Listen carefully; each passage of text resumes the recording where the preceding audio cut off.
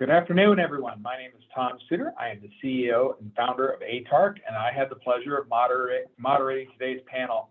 And we've got a real special one for you today. We're going to hear from the authors of the Federal Zero Trust Strategy, the Zero Trust Maturity Model, and the Cloud Security Technical Reference Architecture. These three documents came out of the Improving Nation Cybersecurity Executive Order back in the spring. Love to welcome all the attendees today. Special thanks to Shelly Scarpelli, Jim Richburg, and the rest of the Fortinet team. They've always been a good partner of ATARC. We're going to hear from the panelists. There's going to be some Q&A, and we're going to pop a few poll questions on you. So get ready for that one. And we encourage you to submit your questions. We have a Q&A in the bottom of the platform. We're going to try to get to as many as we can, and the poll questions are important. That helps us. You get your CPE credits for those in the government and industry that are counting on that. So it shouldn't be too hard. Should be a fun day. I'm going to, if all the panelists can come online right now, we'll do some quick introductions, and then we'll go into each of them talking about these important documents. So we'll start off with Eric Mill, Senior Advisor to the Administrator, Federal Chief Information Officer, Office of E-Government and IT, Office of Management and Budget, Executive Office of the President. How are you doing today, Eric? Good. That is quite a mouthful of an organization there. No, I was saying, same thing. You're kind of a big deal here. I think the longer your title is, the less of a big deal is them. But I'll take the compliment. So yeah, I'll just introduce myself. Hang on, Eric. I'm going to go introduce everybody first. Your comments, but thank you. Next, we have Sean Connolly. He's we know him pretty well over the last couple of years, it seems like, with a TIC program manager and he's the senior cybersecurity architect of the Cybersecurity Infrastructure Security Agency, which is part of DHS. Good afternoon, Sean. Hey, Tom. Thanks for having us here. Fantastic. Next, we have a colleague of Mr. Connolly. We have John Sims, Senior Technical Advisor at the Cybersecurity Infrastructure Security Agency, or CISA, at DHS. Good to see you, John. Thank you, Tom. Good to be here, and thanks for everyone for joining this afternoon.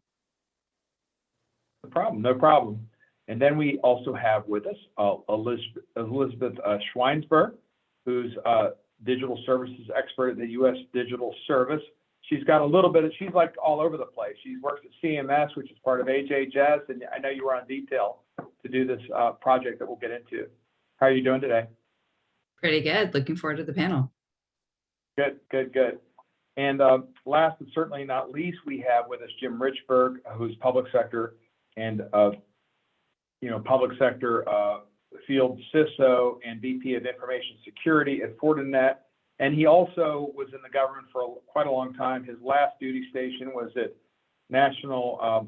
and he was the National Intelligence Manager for Cyber at the ODNI. And I believe he won his, I was at the award ceremony. He got a Fed 100 this year. How are you doing today, Jim? I'm doing well, Tom. Good to be on with, I feel like everything we need to know we learned in preschool. So to quote Sesame Street, one of these people is not like the others. That would be me. I'm the voice of the private sector, but a former executive. So I feel your pain. I know the perspective of what you're trying to do. Great, great. Well, let's kick things off with Eric with OMB. Real interested to see how your strategy actually just, I think it recently closed, but it just give us some inside baseball on how this all came about and how you all worked it. Sure. So yeah, very quick intro. Eric Mill. I work for the Federal Chief Information Officer. For those who don't know what that mouthful of an office is, we're the part of the Office of Management and Budget in the White House that oversees technology and cybersecurity policy for agencies and how they operate. So I just joined the administration in March, but I have some past history on the implementation side from several years at GSA. So we just released a draft federal zero trust strategy a couple weeks ago for public comment. The public comment window did just close yesterday, and it's honestly, this is all could be seen as part of an overarching set of work that is happening under the auspices of Executive Order 14028, which people tend to abbreviate as the Cyber EO, the Cybersecurity Executive Order. And there's a whole number of initiatives that kicks off. And I think one of the ways to think about what we're doing with Zero Trust architecture is one of the major organizing principles, I think, for OMB and CISA. I don't mean to speak for them, but it certainly feels to us that this is, if there is something you would pick as a sort of a central theme and an umbrella effort for a number of the different important security initiatives that are happening, this is a pretty close one. So I can go over like a brief run through of kind of what's inside it. Okay, so generally speaking, and for those who are not familiar with the term, Zero Trust architecture, you can come across a few definitions for it, but at a high level, it is about moving away from a sort of castle and moat approach, where once you are sort of logged into the internals of your organization, you are sort of broadly trusted within it. You could also think of it as least privilege. The concept of least privilege in security really applied thoroughly throughout an organization. But the idea is that we are sort of constantly evaluating and reevaluating whether a person or a device is authorized to do the thing that it is trying to do, and having the context available to decide whether that's appropriate. Our strategy is roughly aligned with CISA's Zero Trust maturity model. It's aligned structurally around data, applications, networks, identity, and I should have this in front of me. Identity, devices, networks, applications, and data. So I'll just mention a couple of the things in it. There's a lot. I'm not going to try to summarize it all, but a few of the things that we are really leaning into as an administration are stronger multi-factor authentication, with a particular emphasis on tackling phishing and resisting phishing attacks much more fully and completely within the federal enterprise than we currently do today.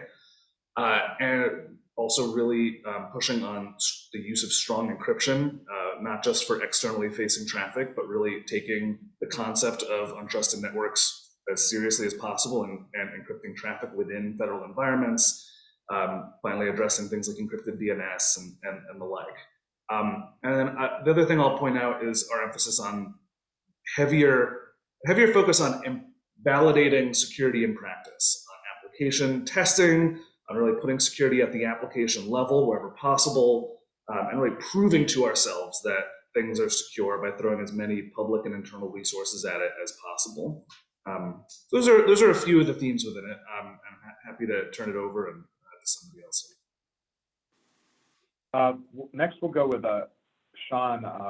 And one thing that is kind of like impressed me before we get, is that the White House and DHS, we didn't like stagger these things like 9 months apart like we usually do. In fact, we actually work together, and it seems that's a good trend. But Sean, love to hear more about your policy out of CISA. Sure. Thanks, Tom. Yeah, we are closely tethered to OMB in this, like you implied. So the Zero Trust maturity model, the document that we released, let's go back a little bit if we could. Eric mentioned the Cyber EO, and in the Cyber EO, agencies are responsible for submitting Zero Trust implementation plans by mid-June. And both OMB and ourselves at CISA, we are hearing from agencies, what do we need to do for Zero Trust? How can CISA services help the agencies as they migrate, move toward a Zero Trust philosophy? And so very quickly in the background, it was almost like all hands on deck for a couple of weeks at CISA. We crafted this Zero Trust maturity model. To be fair, the maturity model builds off prior guidance, right? We all think familiar with that NSA Zero Trust paper that came out late last year. DOD and the Air Force both had reference architectures early this year. And it's almost been like a baton, if you will, one handing off to another of what they're doing towards Zero Trust. But there was really nothing on the civilian side. So we worked in concert again with Eric's team and Chris Rush's team over at OMB, and we crafted the Zero Trust maturity model fairly quickly. But it was, as Eric mentioned, it has those 5 different pillars. And again, those pillars are in other documents: identity, device, network application, and data. And so those pillars, and then the capabilities that run between them, you have visibility, automation, and governance. The governance one I think is important, especially for the federal civilian side. I don't think we have governance as much on the the private sector, but certainly on the government side, we have to make sure we're aware of the governance side. So I think we built that out. We released it to the agencies in late May to help agencies answer that implementation plan they had. And then, like as Eric was saying, OMB in the background, use those implementation plans to then enrich and feed into what Eric's team released in the Zero Trust strategy earlier this month. So between that Zero Trust strategy, which OMB is leading, and then what we built over on our side, the maturity model, I think it starts to give a roadmap, if you will, of where the agency can go as they start on the Zero Trust strategy. Great, great. And now I'll throw it over to your colleague, John Sims. John, you want to kind of amplify some of his remarks and add a couple things? I think Sean covered it pretty well. It really is imperative for us to look at how we can support the agencies, knowing we've made a heavy investment in CDM, as well as what we've been doing with TIC, and really being able to map those services and capabilities to how we can support Zero Trust and how agencies can recast existing capabilities, especially enterprise investments, to support microsegmentation and some of the other characteristics that both Sean and Eric were talking about. So look forward to continuing to mature that document and get feedback from our RFC. Great, and we're taking comments. You guys are still open to October 1st, I believe, right? Correct. Fantastic. Okay. Great. Next, we're going to swing over to Elizabeth with the U.S. Digital Service. And you're going to be talking primarily about the cloud security technical reference architecture, I believe. Yes. Yes, I'm Elizabeth Schweinsberg, and I am a digital services expert at the U.S. Digital Service, USDS for short. And we help federal government departments and agencies develop and modernize services for people in the U.S. Since 2014, we've worked on healthcare.gov, Veterans Affairs, Medicare, immigration, and a whole bunch of other projects. We work in interdisciplinary teams of software engineers, designers, both for service and UX, as well as product managers, to find solutions that make people's interactions with the US government easier. I've been with USDS for about a year now, and I come in as a security engineer with experience at a couple of large tech companies, plus some prior federal experience. CISA, via Sean, had worked with USDS in the past on some other security guidance and reached out again for working on the cloud technical reference architecture. So I, along with two other esteemed colleagues, Boris and Tom, wrote section 4, as well as providing insight into some of the other sections, where section 4 focuses on how to think about moving applications and services to the cloud. So a lot of agencies, organizations have already started, but we are trying to help those who are a little behind or want a little bit more structure. So my favorite part is we included 3 scenarios on using infrastructure as a service, platform as a service, and software as a service, and how one might move from a specific on-prem solution to one of those. Great, great, thank you. And next we'll go with Jim. What are some of your observations as an industry, from an industry perspective, on these 3 documents? So thanks, Tom. Let me preface my remarks by noting that I was one of the team that designed and then oversaw the CNCI, the Comprehensive National Cybersecurity Initiative, that had 18 separate whole of government initiatives. I haven't counted, but I think you may have rivaled that number in one executive order. I mean, you lay out a whole bunch of things to do. They're all good, and they have very aggressive timelines. So I recognize it is impossible for you to flesh everything out at once, so that it's a serial thing. And as Sean noted, You did this in part because organizations had trouble meeting the June deadline. You needed to give them some more guidance. So let me throw out three questions or points I'm hoping that you, the authors, can address. My experience working with public sector around the world is when people think of zero trust and they think of what the US government is putting out as an exemplar, they seem to default to NIST 800-207. And now we have this maturity model with the 5 pillars, the 3 crosscuts. I think it would be good if you can explain the changes, why you made them. And there are things in NIST that were good in explaining the paradigm of zero trust that may not have helped you with a roadmap for implementation. But I think making the linkage for this translates to that or something in that sense would help, because I know a lot of people are confused by why we went from something to something that now has pillars and crosscuts, and they don't quite understand it. My second point is recognizing you've got these pillars. Pillars are a wonderful way to build a house. And if you don't get all the pillars built right, the roof falls in on the house. But this is conceptual. So you can have agencies that are going to prioritize 1 or 2 pillars to the exclusion of the others. So how are you looking to federate zero trust across the agencies when they're at different maturity levels and when they may in fact be taking different prioritization for how they build it out? I'm just wondering, again, I know you're not perfect, you don't have time to think it through, but as someone who wrestled with this in CNCI, how you look at pulling this together. And then the third point is, again, as Tom noted, I'm in the private sector. So I recognize you have a catalog of CISA products and services that map to the pillars.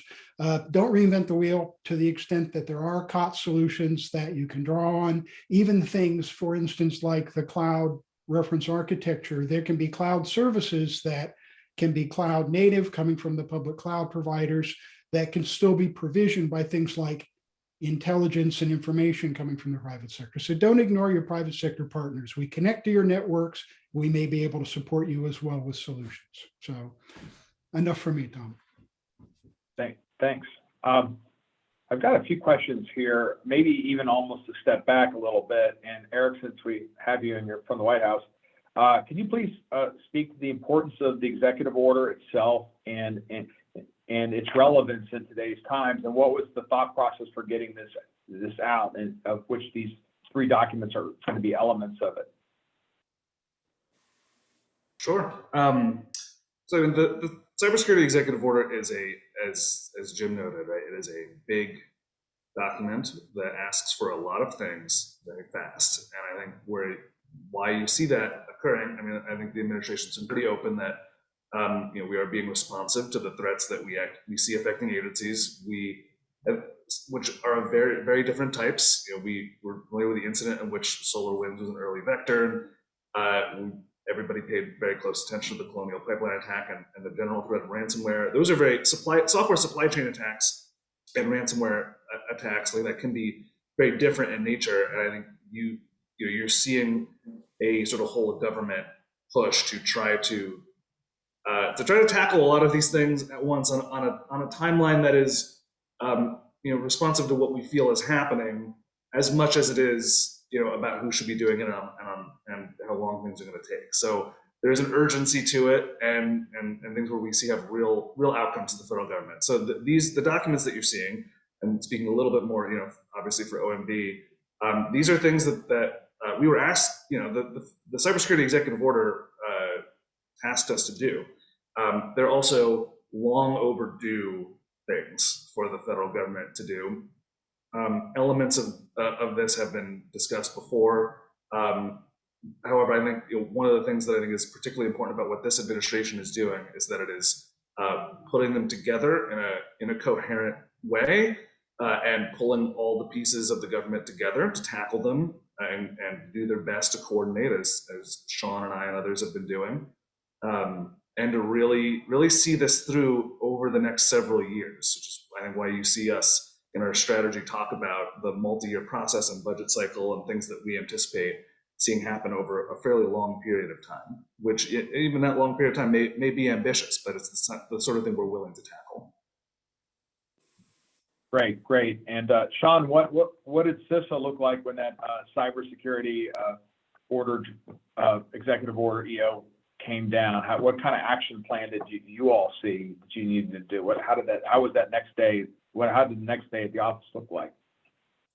Sure. Yeah. There's as both Jim and Eric talked about, there's many sections, right? John and myself are more focused. I think it's section 3 of the EO, but there's other areas about SBOM. There's other areas where it says that a lot of coordination with OMB and others on toward logging requirements. So there's so many different areas that really we had to focus simply on zero trust on our side. But to the point of everyone from beforehand, zero trust is pretty broad. And so you have to recognize, zero trust has both a breadth across it, but also has to go somewhat deep. To Jim's point before, this is all coming at agencies and the public very quickly. We need to be helping them as much as possible, but be careful that we're not steering them in the wrong direction, or be clear that there are many ways to get towards zero trust. There's just not one path. So I think that was the momentum we had. Congratulate OMB and Eric's team there for getting these documents and guidance out at such a pace, because like Eric said, we've been hearing about a lot of these challenges in the background with the agencies for a long time, and some of it's been long overdue just to get the momentum to get started. Great. And Elizabeth, I know you're working at CMS and with USDS, you saw a lot of things in that agency, and it's a very part of HHS. How did it go down at HHS generally, and CMS specifically? Yeah, so I actually came into it a little bit late, but they started with the general data calls of the things that needed to be provided in 30 and 60 days. I think the first one was actually 60 days. I don't think it was quite that short turnaround. But then we needed to start thinking about a longer term zero trust modernization plan. And how do we get to that point? And that's where I ended up joining.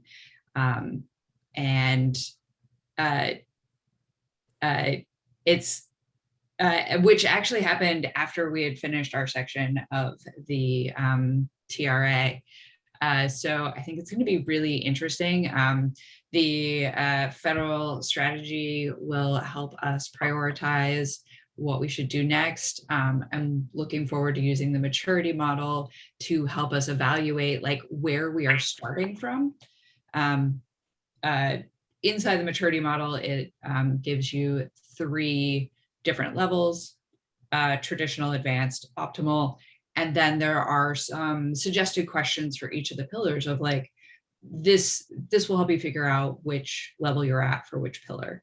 And being able to translate that to the specific products our organization uses, I think will help us out a lot. And I'm really looking forward to taking that and helping us figure out what level we need to be at. Because maybe not everything needs to be at optimal. There's a lot of information that goes on our website that is publicly accessible. So maybe those where they are stored internally, maybe it only needs advanced. And then looking at how the federal strategy is having us come up with a 3-year plan, but zero trust is the new normal. It's a journey. We're going to keep doing it, until we have another security paradigm. But the castle and moat lasted for decades, so I think it'll be really good to dig in and see where it takes us.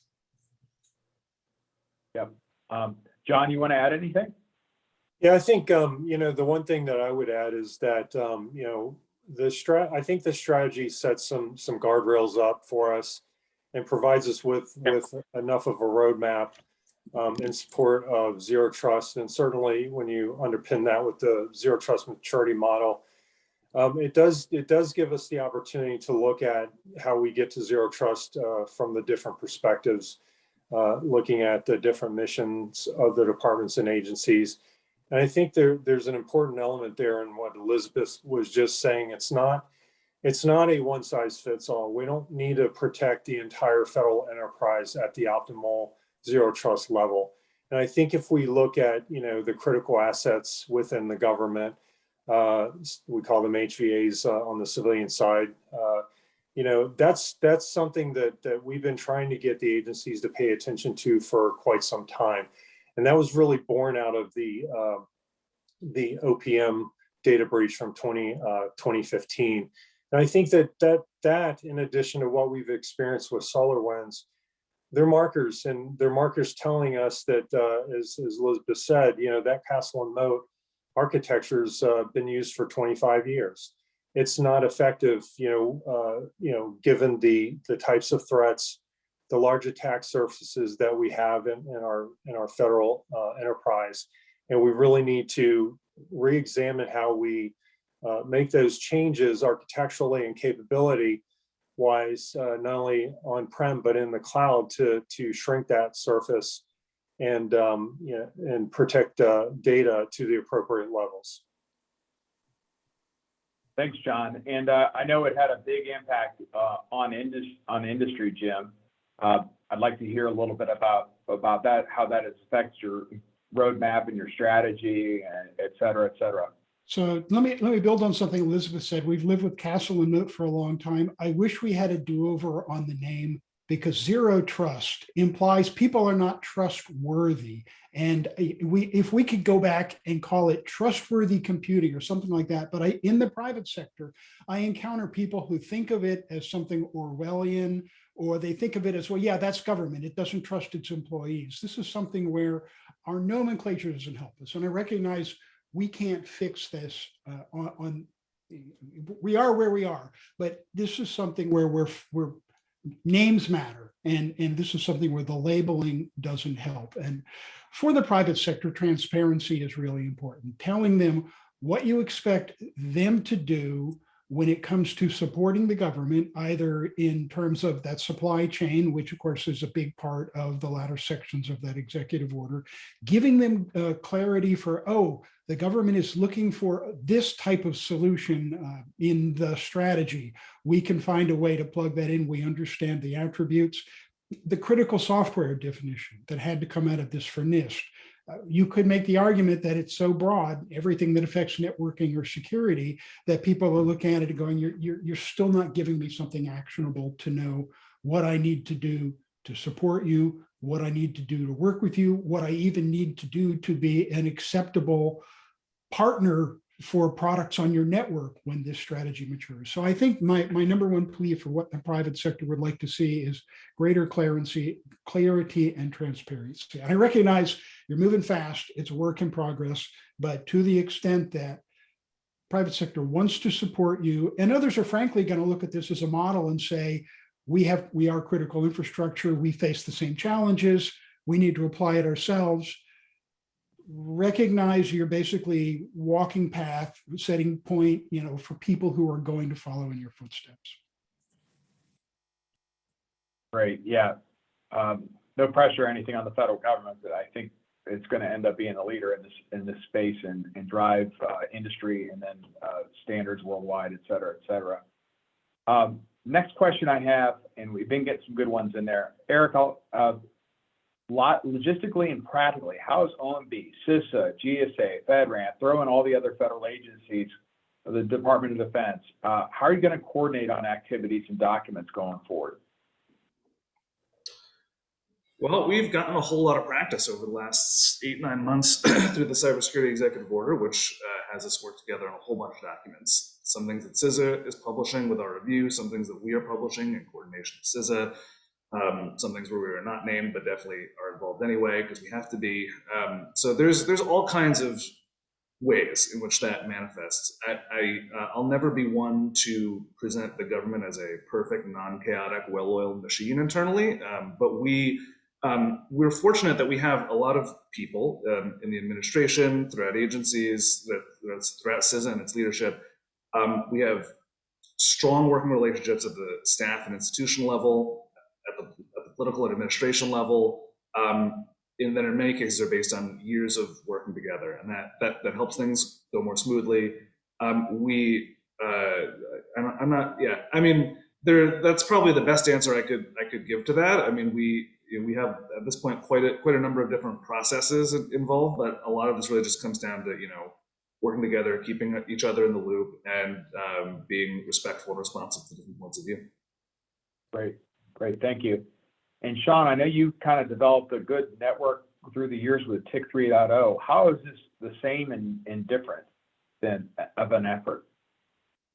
Oh, sure. That's a great question. Sure. So TIC 3, like you said, we've been releasing TIC 3 guidance for a couple of years ago, and there's been use cases going back to what Elizabeth is talking about with the castle and moat. And there's that evolution from the old castle and moat, which was TIC 1 and TIC 2, more to TIC 3, which is more a distributed architecture in general.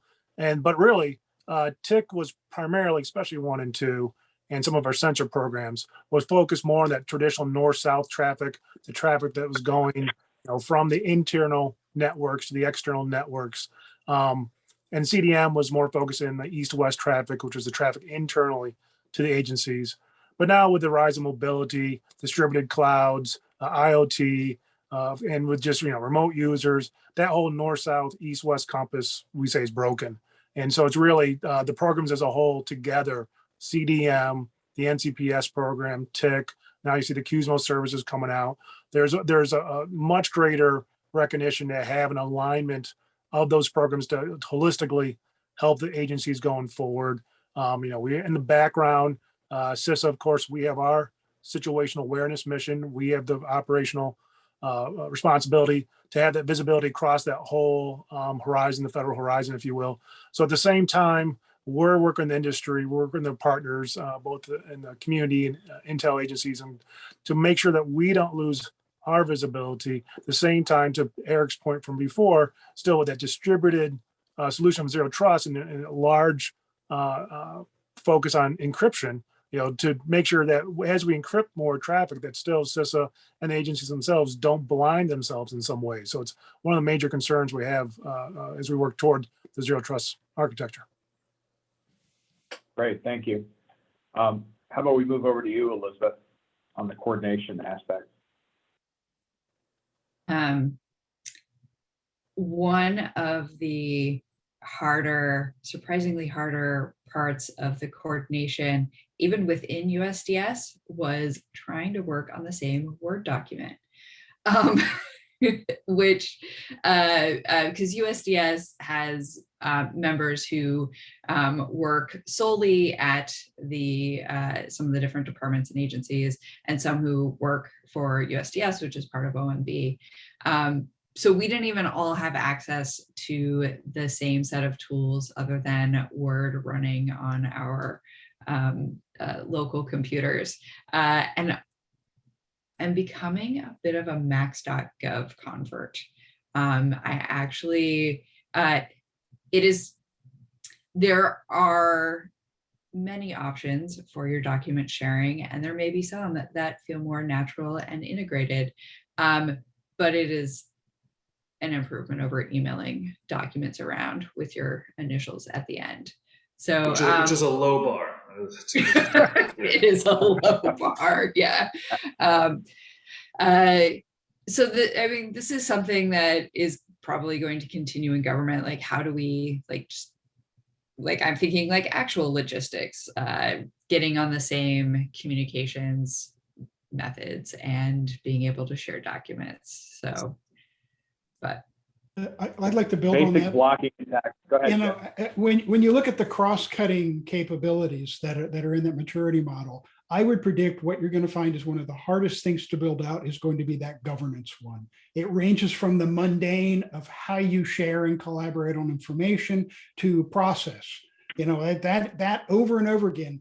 It's not the technology. It's not so much even the people. It's actually creating the processes to do governance of these complex processes, and especially something like this that is federated across government. And yeah, Elizabeth, that's sort of a trivial example in terms of how do we collaborate to do drafts, but then how do you steer these programs as well? I think you're going to find of all the things you've got in the pillars and the crosscuts, that's going to be the hardest one to really implement.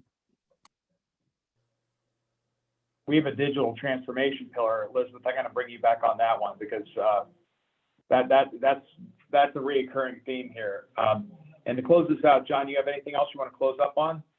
No, I just, I'll Elaborate. dovetail on what Jim was saying about the governance. I think he's right. I think that, one of the things about zero trust in particular that strikes me is that, when we talk about taking, that shift from the perimeter focused enterprise security architecture to one of zero trust, where we're really focused on protecting the applications and data, I think it's going to take a significant amount of work, upfront work is what I call it, or homework, to do all the analysis and all the studies that are going to have to be done to really understand who accesses the application from where, what systems are talking to other systems or components within the network, and also how data is moving around between these major applications, and in some cases across agency to agency,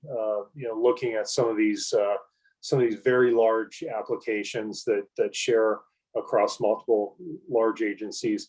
And I think once we really start to look at that, I think it's going to create some interesting situations for agency leadership. And I think that we're going to have to really just stay focused on the fact that it's not a 2 to 3 year thing. It's a long-term endeavor that we've really got to do that analysis and understand how these systems are used to support that governance framework and to support the architectures and the technology. Great, thank you, John. And it's ironic I have DHS and the White House on this, but I'm more worried about getting in trouble with the NASBA certification people. So if I don't ask these polls, I'm going to be in big trouble. Anyway, let's go to the first poll question. Alyssa? All right, we're putting you guys right on the spot here. All right.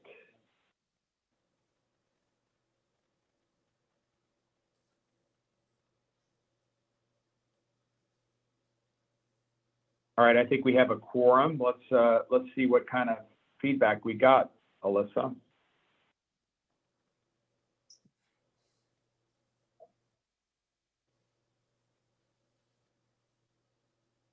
Yeah, okay. Well, hopefully this is doing things like this that are going to kind of help us on the second and third answer. So we'll capture these and send these out. I think that would be good. That would be good. Can we go to the next question, please? I feel like we need some type of music in the background here, Jeopardy music or something to push Yeah, this. Okay, here we go.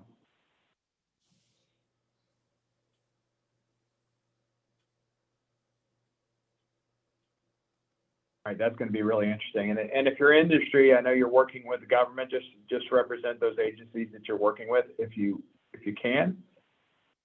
And let's see what we got. I think we got, we got people in, oh wow, okay, there you go.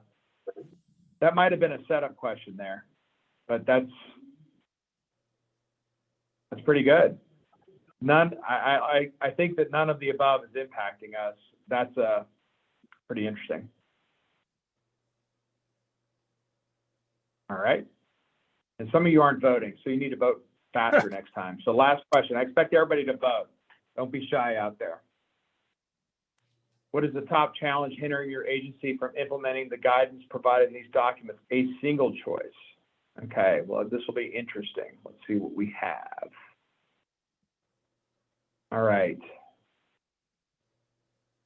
Everybody had their coffee. They should be like really ready to go here.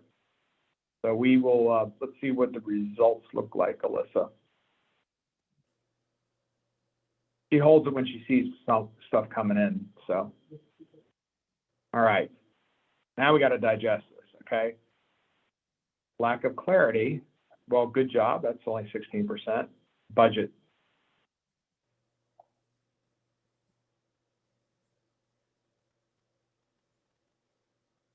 Pretty understandable stuff. Pretty understandable. Eric, I'm going to put you on the spot a little bit with this technology modernization fund. that might solve some of the problems. You want to speak to that a little bit?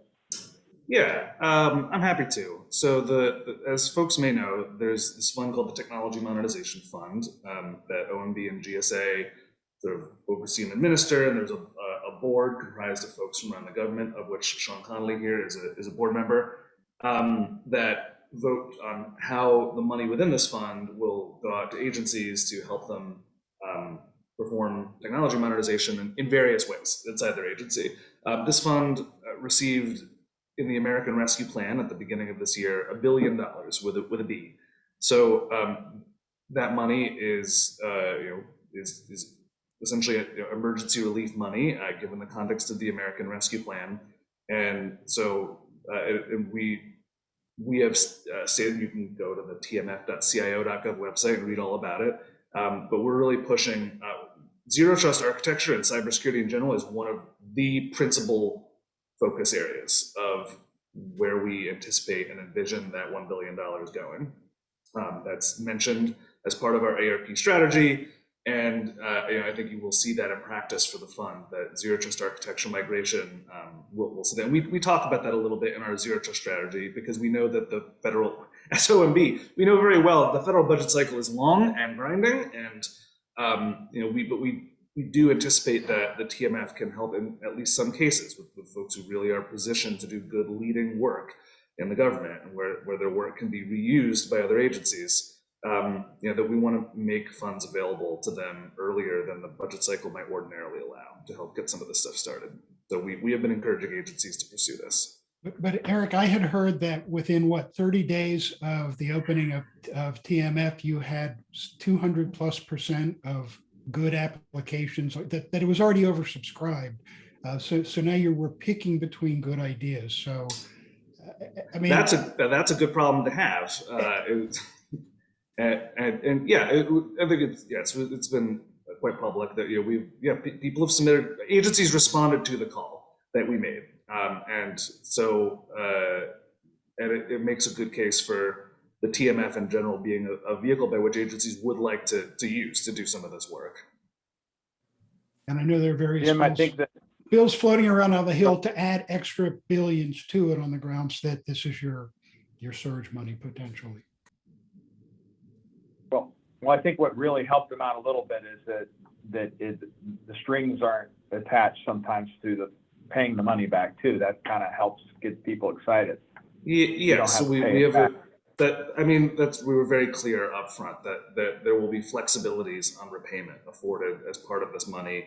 That has always been an option for OMB and GSA to do. Before the ARP, it had not really done so, and it requested 100% repayment. But for this money, at least, we've been very clear that we really want to focus on outcomes, and we want to welcome in projects whose the money, the cost savings that they generate don't have to be 100% in order to be a candidate for this money in the TMF. And agencies have responded to that flexibility as well and included that in their requests. And one more little tidbit, I hadn't even thought of this. Is this limited to federal, or is the state involved? I think it's just federal, isn't it, Eric? To my understanding, it's a federal fund, yes. Yeah, I think so. I'm going to kind of just go round robin. Anybody else want to talk about TMF? Some of their agencies? We're good? Okay. Because we have a lot of questions, so I don't think I can get everybody get to them. Hey, I've got Tom, one for you, can we Sean. spend a minute and talk about the cloud security technical reference architecture? That's the third document, and we covered it a little bit. But the cloud security technical reference architecture. So there's three sections to the what we call the TRA. There's what FedRAMP authored. They're one of the co-authors. They're talking about that shared services model, right? That traditional relationship between the provider, GSA, and the agencies about what those, who owns what, who's responsible for what. GSA, FedRAMP, they've changed our authorization boundary definition a little bit. And so there's a part of that in that document. And then Elizabeth, of course, through USDS, they're responsible for writing about what she was talking about before toward having a good cloud architecture. This is something that's new, I think, especially from the CISA side, but from the federal in general, just what does good look like in the cloud? So we introduced the DevSecOps philosophy, and we talk about how to do this with data migration. And then the third section, what CISA authored, was toward the cloud security posture management. And it was just, how do you monitor these cloud environments? It's a different type of monitoring than we had with on-prem with data centers. So I think between the shared services that FedRAMP have, what does good look like that USDS authored, and then CISA with authoring the part on the cloud security posture management, I think it covers all those for that one task here in the EO. Okay, thank you for that. Elizabeth, you want to add anything? So we have 3 scenarios right now. If you have had a successful on-prem to cloud migration and might be interested in joining our list of scenarios, feel free to use the email address listed on our website, zerotrust.cyber.gov. HTTPS only, because all government websites should only be accessible by HTTPS. Right. Not all of them are. There's been some notable exceptions. So don't worry about the documents. We're going to send out a action pack. It's going to be pretty heavy references we're going to be sending out to you. So you don't have to worry about every little thing. We're going to send out a complete package when we pull it together. And we'll run it by Elizabeth, Sean, Eric, and John to make sure we captured everything. I've got another one for you, Sean. And, where does the telecommunications piece, like the EIS providers, where do they start and where, what part of Zero Trust are they? And yeah, I'll if I could. Yeah.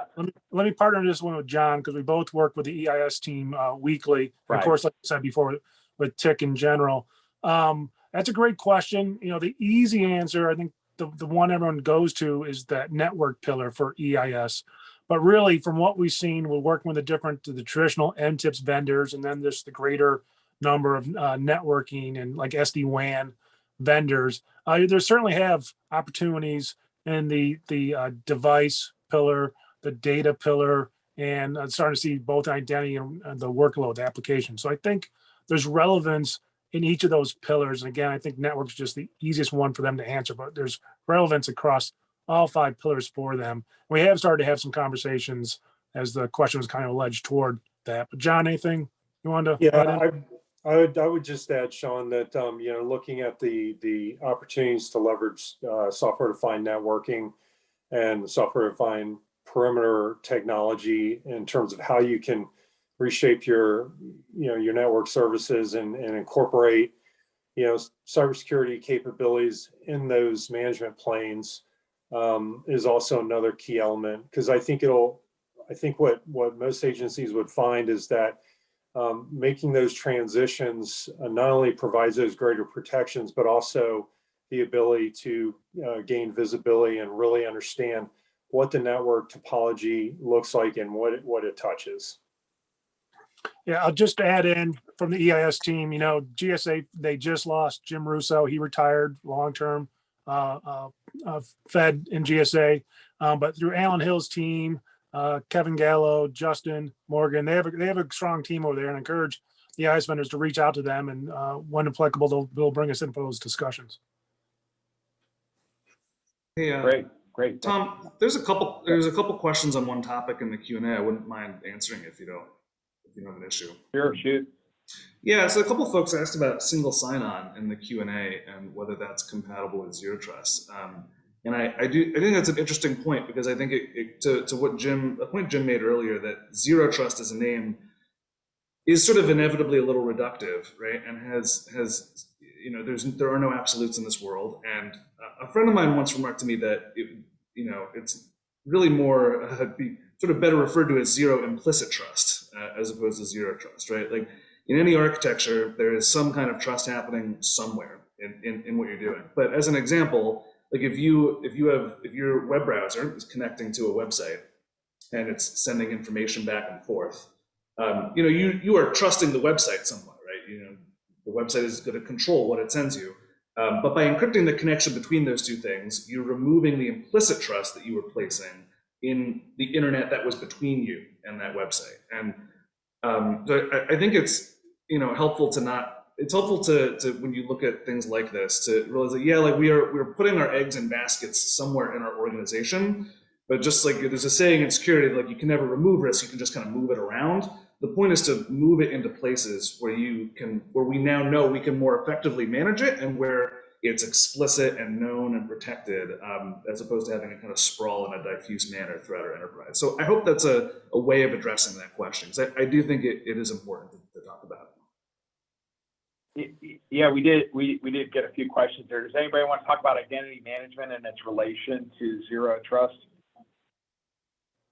Making it granular is what matters. I mean, it's getting away from this idea that it's the one-time validation, and that's sort of the Achilles heel of single sign-on is, we saw this with SolarWinds and some of the other things. If you are able to attack that, you put all your eggs in one basket. It may have been a basket that you thought was a really sturdy one, but if you get a hole in that basket, it has far-ranging consequences. So making it dynamic, and leveraging it with those cross-cutting analytics and visualizations that you were talking about across the pillars. If even having the strong identity management, you say, okay, but this is way out of the norm now, all of a sudden for what should be that behavior, you can flag it even if it has passed your identity checks in a dynamic fashion. So, put your eggs in one basket, but, paraphrase President Reagan, trust but verify too, right?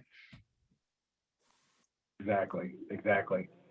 Next question I have is, what kind of response have we seen from the public comments? I mean, not putting you on the spot that this is definitive, but what general trends have we seen? Maybe starting with you, Eric. What have you seen since you closed? I know you haven't had a chance to look at every little thing, but what kind of trends have you seen? Yeah, so I will, of course, we'll have to caveat this with the fact that we just closed comments yesterday. And the good news is that we really did get a very healthy response from folks across industry, academia, individual technical experts. So we got what we asked for, and that's good. It is a little too soon, I think, to talk about trends and sort of much in the way of specifics there, but I know that I was heartened to see a lot of good substantive engagement with the document, with on both the technical and a policy level. So we're certainly happy that we asked for public comment. Great. How about you, Sean? Yeah, I think having done a number of requests for comment periods through the TIC program, we're going to see 90% of them come in the last few days. So we've already had a couple, a fair amount of comments coming into us. I think they're tethered to Eric's timeline, but we still have our request for comment period open for another just over a week next Friday. So we expect to have, I don't say the majority, but a large chunk of them still to come in. We are, as Eric was mentioning, I'll validate for you that we got 80 to 90% of our comments in the last 24 to 36 hours. So you can look forward to that as well. So we'll be busy. But I could say, we've seen comments come across not only from the agencies and industry, but from think tanks, academia. We've also, John and I, worked with some of our partners internationally. We've worked with them and helped, inform them about what's coming. So I think there's going to be a number of comments from a pretty strong group of stakeholders. Yeah, it's always the same. We're going to get our proposals into the last second. Everything is always at the last second. I don't know. So I think it's indicative, Tom, it's indicative of that one question you asked, which was for the people that haven't had time to read it yet. Well, they still got a week to read it, and get their comments at least into our document. So it's fair point. Yeah, definitely. Elizabeth, you want to add anything or? Good. Okay, great. Let's focus on kind of what's next. What's going to be next after this? Starting with you, Eric. Well, follow what's through. Next on the action? Yeah. Sometimes in policy organizations, it's tempting to view the policy work and releasing it as sort of the success, but the success is what you do after that. And so, I mean, there's, everything you see that we're investing in, and obviously we're going to finalize and be making some changes over the coming weeks. And we're we asked agencies to submit plans to us, and we're going to be overseeing, reviewing and overseeing those plans and developing what sort of the follow-through apparatus looks like. But I think the main thing I would like to get across is that we're well aware that the work is 99.5% of the work is yet to come on this, particularly over the years to come, and really seeing this through, since this is a architectural shift for the government, not just turning on a particular security thing. Finally, it's a big deal. So we're fully aware of what we have to do. Yep. It seems like with this one, when FedRAMP came for cloud, there was a lot of resistance. I'm not seeing the resistance here. It's like, yeah, we know we kind of all need to do this, right? I don't know. It's a little bit different than some previous iterations of compliance. Sean, is this going to kind of mirror what you did at TIC 3.0? What do you see? You got your deadline next week, right? How do you see this rolling out from CISA's perspective? Yeah, I think the most immediate thing, of course, is working with Eric's team and understanding the strategy going forward, how we can help.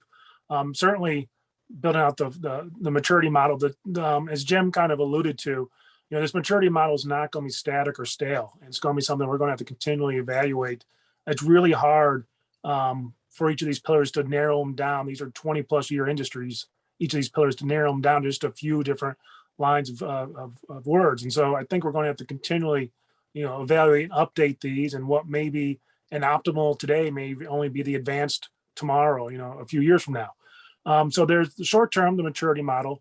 On the TIC side of the house, we've always positioned possibly like a TIC use case towards zero trust, but we can see the momentum towards zero trust in general. So maybe something other that would come out, some architectural strategy towards zero trust. It's still a possibility, but like Eric said, there's still some things to be determined.